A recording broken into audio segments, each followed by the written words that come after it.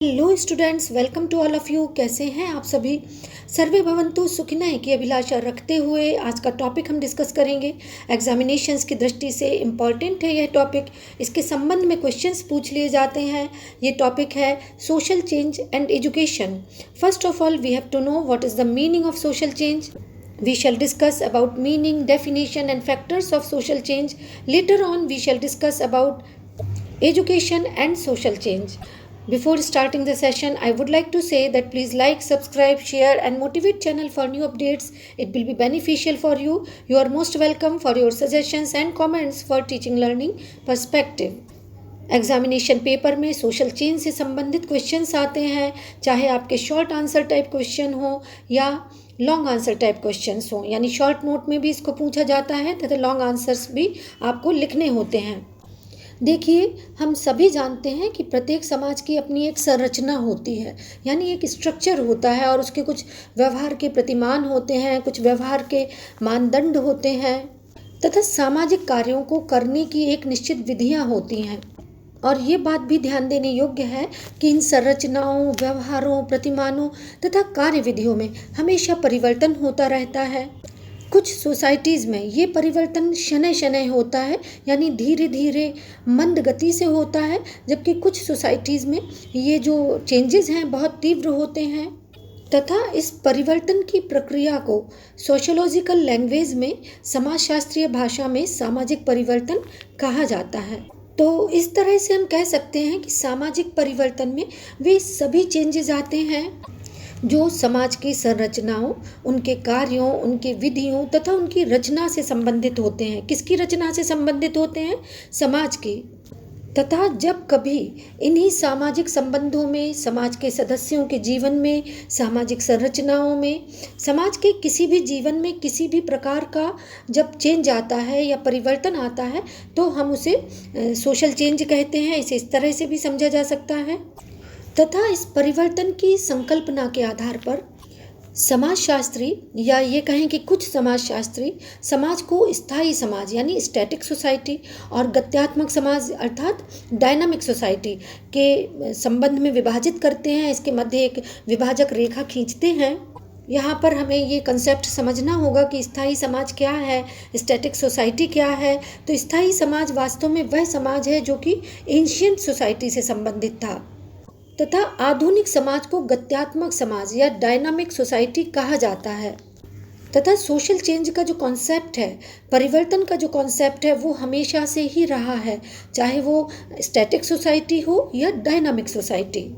हाँ, इतना अवश्य कहा जा सकता है कि कुछ समाजों में ये परिवर्तन शनय शनय होता है, इसका आभास नहीं होता है, तथा कुछ अन्य समाज हैं या ये कहें कि आधुनिक समाज है, वहाँ पर ये परिवर्तन बहुत तीव्र गति से होता है। और यही सब कॉन्सेप्ट मिलाकर एक सोशल चेंज का रूप ले लेता है, सोशल चेंज की शक्ल ले लेता है, जो समाज के संगठन, उसकी रचना तथा कार्यों से संबंधित होता है।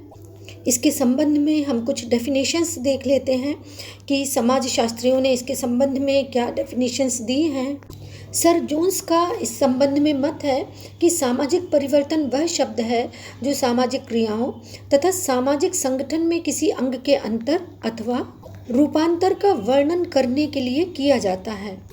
इस तरह से हम कह सकते हैं कि जब समाज गतिशील होता है तो उससे संबंधित सदस्य भी गतिशील होते हैं।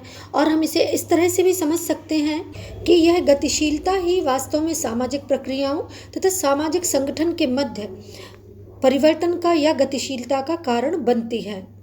Sir Jones says in this context, social change is a term used to describe variation in or modification of any aspect of social process, social interaction और social organization।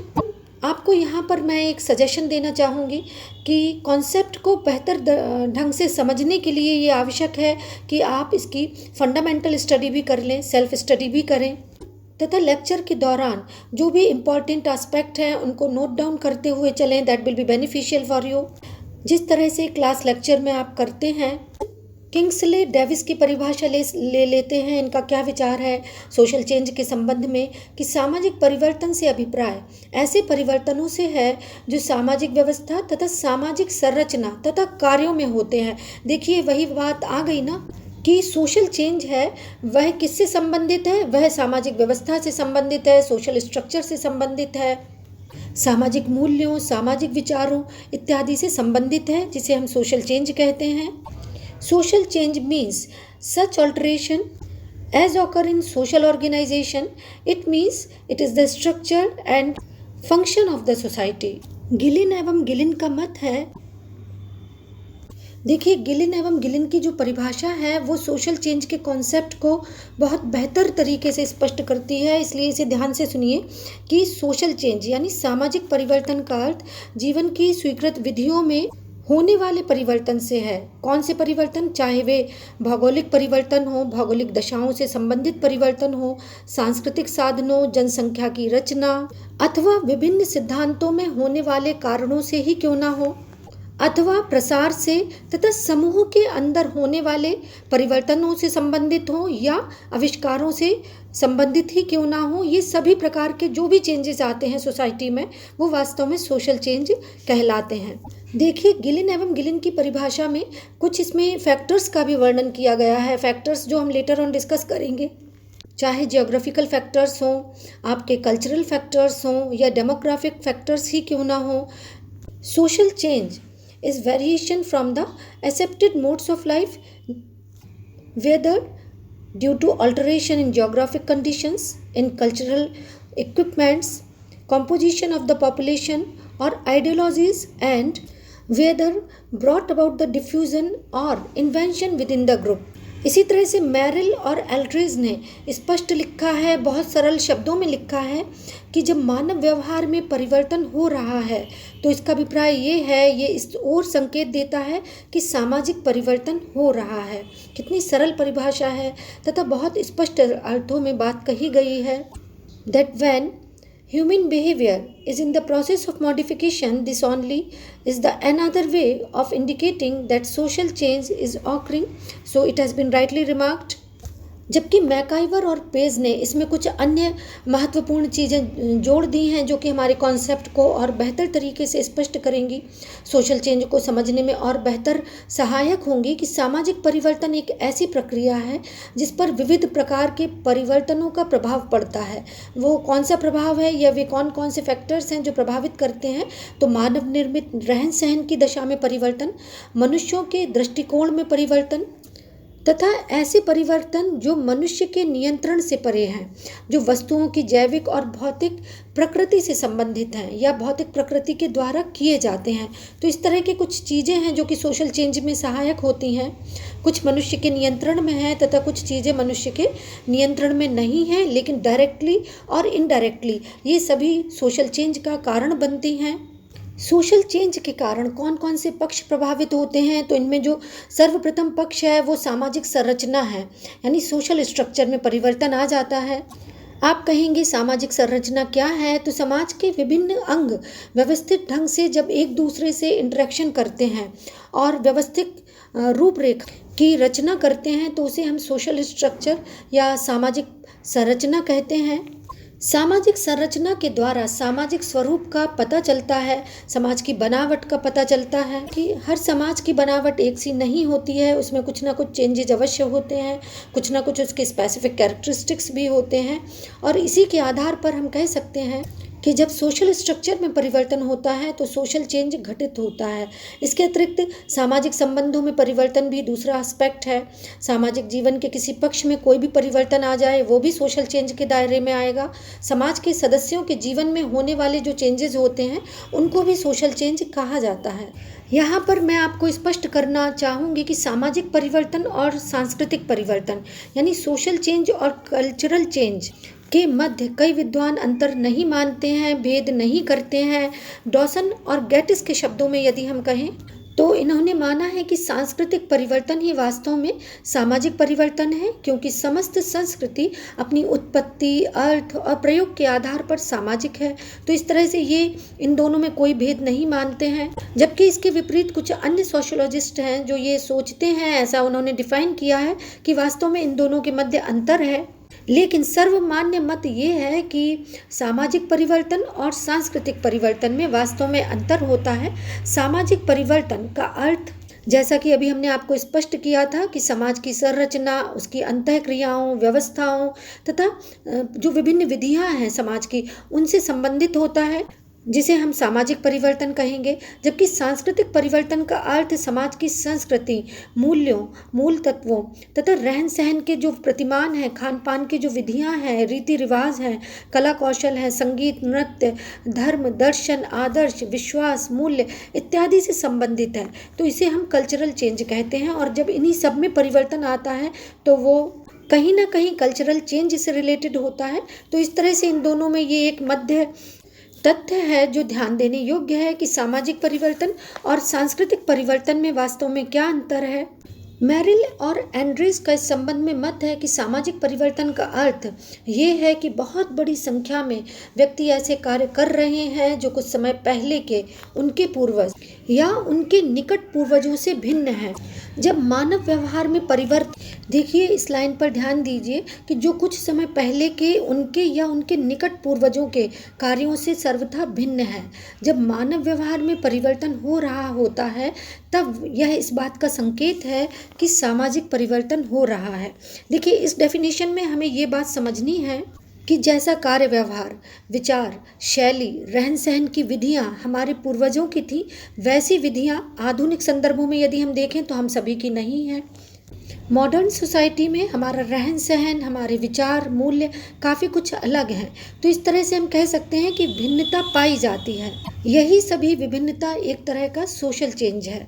On the strength of such type of description, we can say that social change means that a large number of persons are engaged in activities that differ from those which their immediate forefathers engaged in some time before. When human behavior is in the process of modification, this only another way of indicating that social change is occurring. Social change के concept को समझने के बाद, इसके स्वरूप को समझने के बाद हमें देखना होगा कि इसकी कैरेक्टरिस्टिक्स और नेचर कैसा है, इसके कौन कौन से कैरेक्टरिस्टिक्स हैं तथा इसके नेचर में कौन कौन सी बातें विद्यमान हैं। तो इसमें जो फर्स्ट बात आती है, पहली बात आती है, वो ये आपको दिमाग में रखनी है। यदि क्वेश्चन पूछ लिया जाता है कि सामाजिक परिवर्तन की प्रकृति कैसी है या इसकी विशेषताओं को स्पष्ट कीजिए, सामाजिक परिवर्तन की कौन कौन सी विशेषताएं हैं, तो आपको पता होना चाहिए कि सामाजिक परिवर्तन किसी समाज में चलने वाली एक निरंतर प्रक्रिया है, यानी एक कंटिन्यूअस प्रोसेस है जो मंद गति से या तीव्र गति से अवश्य घटित होता है। तो ये बात आपको दिमाग में रखनी है। खुले समाजों में सामाजिक परिवर्तन तीव्र गति से होता है तथा बंद समाजों में ये परिवर्तन मंद गति से होता है। खुले समाज यानी ओपन सोसाइटीज़ जिनमें फ्लेक्सिबिलिटी का तत्व विद्यमान होता है, बहुत ज़्यादा रिजिड नहीं होती हैं ये सोसाइटीज़, तो इनमें जो अल्टरेशन या मॉडिफिकेशन होता है वो बहुत तीव्र गति से होता है, तेज़ी से होता है। जबकि जो बंद समाज हैं, क्लोज सोसाइटीज़ हैं, उनमें परिवर्तन की गति मंद गति से होती है, धीरे धीरे शनै शनै होती है। इसका मतलब ये नहीं है कि क्लोज्ड सोसाइटी में चेंजेस नहीं आते हैं, चेंजेस आते हैं लेकिन ग्रेजुअली। सामाजिक परिवर्तन के अनेक तत्व होते हैं। ये अनेक तत्व आप कारक भी कह सकते हैं, और ये कारक हैं प्राकृतिक यानी नेचुरल फैक्टर्स हैं, जैविकीय, सांस्कृतिक फैक्टर्स भी इसमें स्पेसिफिक रोल प्ले करते हैं। अर्थतंत्र है, विज्ञान, तकनीकी तथा शिक्षा इत्यादि कुछ स्पेसिफिक तत्व हैं जो कि सोशल चेंज को लाने में स्पेसिफिक रोल प्ले करते हैं। तो ये इसके कुछ स्पेसिफिक कैरेक्टरिस्टिक्स हैं जो आपको ध्यान में रखना है। इसका जो अगला तत्व, अगला संदर्भ है या अगली विशेषता है वह यह है कि जब किसी भी समाज में किसी भी प्रकार का सामाजिक, सांस्कृतिक, राजनैतिक तथा आर्थिक परिवर्तन होता है या इस प्रकार की क्रांति होती है, तो इसका ये अभिप्राय है कि सामाजिक परिवर्तन तेजी से हो रहा है।